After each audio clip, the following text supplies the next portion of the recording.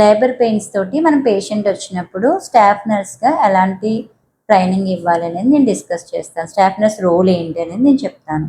First patient రాగానే పేషెంట్కి తను ఎన్నో ప్రెగ్నెన్సీ, ఎన్నో నెల అనేది కన్ఫర్మ్ చేసుకోవాలి. చేసుకున్న తర్వాత తనకి ప్రాపర్గా ఒక బెడ్ అలాట్ చేసి తనని పడుకోబెట్టి హిస్టరీ అంతా తీసుకోవాలి. అంటే లాస్ట్ డేట్ ఎప్పుడు వచ్చింది అనేది మనం పేషెంట్ని కనుక్కొని తన డెలివరీ డేట్ ఎప్పుడు అనేది క్యాలిక్యులేట్ చేసుకోవాలి.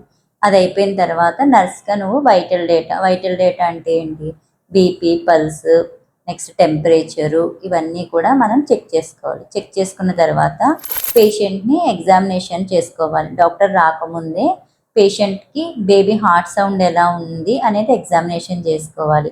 సో మనకి డాప్లర్స్ ఉన్నాయి కాబట్టి ఇప్పుడు కొత్తగా డాప్లర్ తోటి ఫీటల్ హార్ట్ రేట్ ఎంత ఉంది. జనరల్గా ఫీటల్ హార్ట్ రేట్ అనేది 110 to 160 మధ్యలో ఉంది. సో ఉందా లేదా అనేది చెక్ చేసుకుంటాము. నెక్స్ట్ పొట్ట మీద చేయి వేసి యూట్రస్ ఏమైనా టైట్గా అవుతుందా లేదా, కంట్రాక్ట్ అవుతుందా లేదా అనేది ఒకసారి చూసుకుంటాం. స్టాఫ్ నర్స్గా నీ రోల్ చెప్తున్నాను నేను. నెక్స్ట్ ఇంకా ఏంటి, పేషెంట్ కళ్ళు ఎగ్జామినేషన్ చేసి ఏమన్నా పేల్గా ఉన్నారా, కాళ్ళు వాపులు ఏమైనా ఎక్కువగా ఉన్నాయా ఏంటి అనేది చూసుకోవాలి. ఇక్కడ డేంజరస్గా నీకు అనిపించిన వెంటనే ఒక రెడ్ పెన్ తోటి మార్క్ చేసుకోవాలి డాక్టర్ రాగానే చెప్పడానికి. లైక్ బీపీ ఏమన్నా 140 140/90 కన్నా ఎక్కువ ఉన్నా, కాళ్ళు వాపులు ఎక్కువగా ఉన్నా, పేషెంట్ ఏమైనా పేల్గా అనిపించినా ఇవి కొంచెం డేంజరస్గా మనం డాక్టర్ రాగానే ఇన్ఫామ్ చేయాలి. నెక్స్ట్ ఇంకేంటి, పేషెంట్ రికార్డ్ అంతా వెరిఫై చేసుకోవాలి.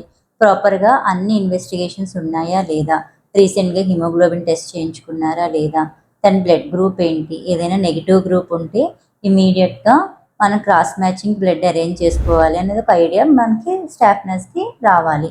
నెక్స్ట్ తన వైరల్ మార్కర్స్ ఎలా ఉన్నాయి, షుగర్ లెవెల్స్ ఎలా ఉన్నాయి, కిడ్నీ ఫంక్షన్, యూరియా క్రియాటినిన్ ఎలా ఉంది, థైరాయిడ్ ప్రొఫైల్ అయ్యిందా లేదా, ఇవంతా కూడా మెడికల్ రికార్డ్ డేటా అంతా కూడా వెరిఫై చేసుకొని రీసెంట్ ఇన్వెస్టిగేషన్స్ ఏమైనా లేకపోతే ఇమీడియట్గా నోట్ చేసుకోవాలి.